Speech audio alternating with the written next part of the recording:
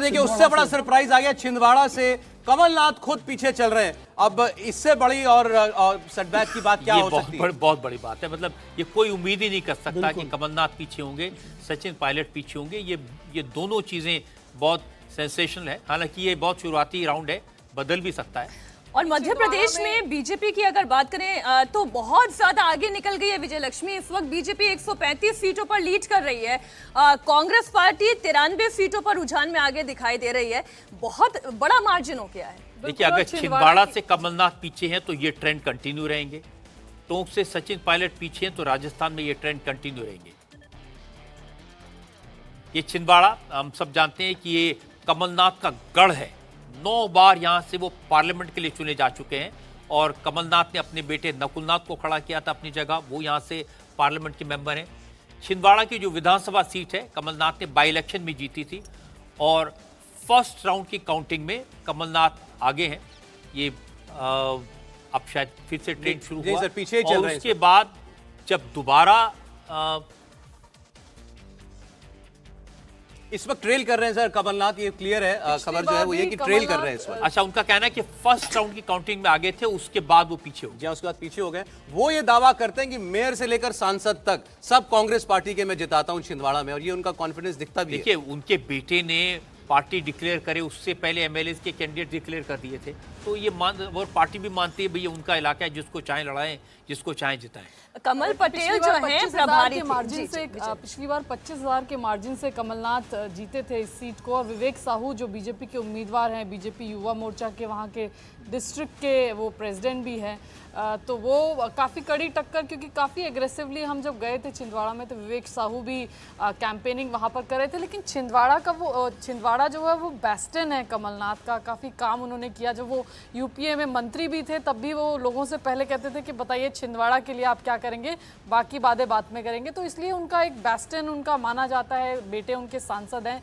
अगर कमलनाथ यहाँ से हारते हैं तो बड़ा कमल पटेल जिनके ऊपर जिम्मेदारी ट्रेल कर रहे हैं वो तो। इस बार के चुनाव में उनको भी पता था कि कम से कम पिछली बार जैसी स्थिति उनके अपने विधानसभा क्षेत्र में उनके लिए नहीं है। इसका एक सबूत के तौर पे आप देख सकते हैं कि पिछली बार चुनाव में अपनी कंस्टिट्यूंसी में उन्होंने सिर्फ 1 दिन दिया था। इस बार 5 दिन लगातार एक बार तो कैंप किए थे। तो इतना तो तय मानिए कि अगर वो जीतते भी हैं तो मार्जिन कम होगा, इसमें कोई दो राय नहीं, ये सबको पता है। और बीजेपी की एक बड़ी समस्या छिंदवाड़ा में ये रही थी सौरभ कि वहाँ पर बीजेपी के जो कार्यकर्ता थे उनको ये पिछले 10-15 सालों की बात करें तो उनको ये पता था कि अगर कमलनाथ और उनके सिस्टम से वो फाइट करने की कोशिश करेंगे तो उनका अपना नेतृत्व भी उन्हें सपोर्ट नहीं करेगा। ये एक बीजेपी की बड़ी समस्या रही थी। बीजेपी की परेशानी भी दिख रही है। नरेंद्र सिंह तोमर पीछे हो गए देवेंद्र दिमनी से।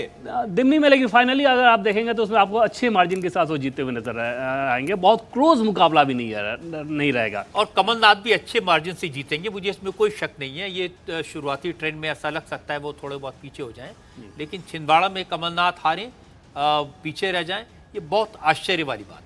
कुछ वीआईपी सीट्स की बात हो रही है तो इसमें मध्य प्रदेश की नरेला सीट की भी हम बात कर ले। दिमनी से नरेंद्र सिंह तोमर अभी पीछे चल रहे हैं।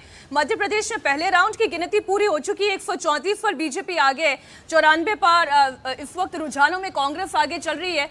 सर, एक और हाई प्रोफाइल सीट की हम बात कर लेते हैं, नरेला की। ये विश्वास सारंग की सीट है। शिवराज की सरकार में मंत्री हैं, हमेशा टीवी पर शिवराज को और बीजेपी को डिफेंड करते हुए दिखाई देते हैं। चौथी बार मैदान में, 3 बार चुनाव जीत चुके हैं। ब्राह्मण कायस्थ वोटर की संख्या ज़्यादा है इस सीट के ऊपर और 30% मुस्लिम आबादी वाली ये सीट है। और विश्वास सारंग हम सब जानते हैं जिस तरह के वो बयान देते हैं, वो हार्ड हिंदुत्व की लाइन लेते हैं और उसी के लिए शायद इसका फ़ायदा उठाने की वो कोशिश करेंगे, इस इलाके में आगे चल रहे हैं। और एक बार जरा बात कर लेते हैं हम मध्य प्रदेश की जो सबसे वीआईपी सीट समझी जा रही है, बुधनी की भी। बुधनी वीआईपी सीट आप इसको कह सकते हैं। शिवराज सिंह चौहान 31 साल के थे जब पहली बार यहाँ से विधायक बने और 6ठी बार वो शिवराज सिंह यहाँ से मैदान में हैं। अगर यहाँ का जातिगत समीकरण देखें, कास्ट फैक्टर देखें तो ओबीसी वोटर्स की तादाद ज़्यादा है। किरार और यादव निर्णायक हैं और शिवराज सिंह हम सब जानते हैं किरार जाति से ताल्लुक़ रखते हैं, लेकिन ये सीट जातिगत समीकरण से ऊपर है। शिवराज सिंह चौहान की अपनी सीट है, बड़ी आसानी से इसको जीत लेंगे। जो फिलहाल पोजीशन दिखाई दे रही है खासकर मध्य प्रदेश और राजस्थान में, आपको लगता है कि ये ट्रेंड कंटिन्यू करेगा?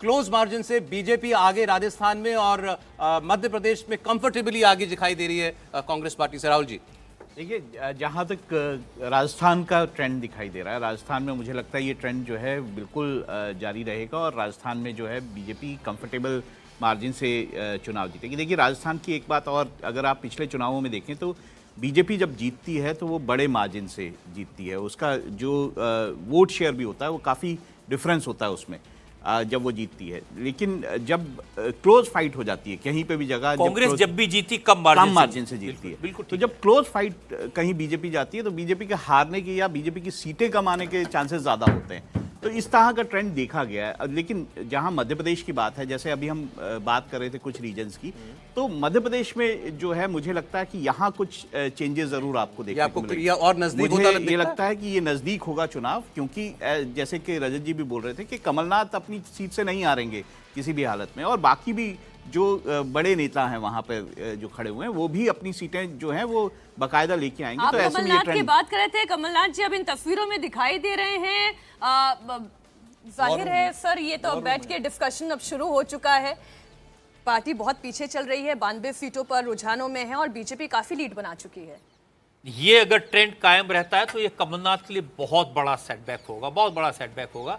उन्होंने पूरी जान लगा दी थी इस चुनाव को जीतने के लिए और इसे अपना प्रतिष्ठा का प्रश्न बनाया था, और उन्होंने इसको बिल्कुल हिंदुत्व के मुद्दे पर बीजेपी के घर में जाकर हनुमान चालीसा के सवाल पर, भगवा ध्वज के सवाल पर उन्हें चुनाव लड़ने की कोशिश की थी।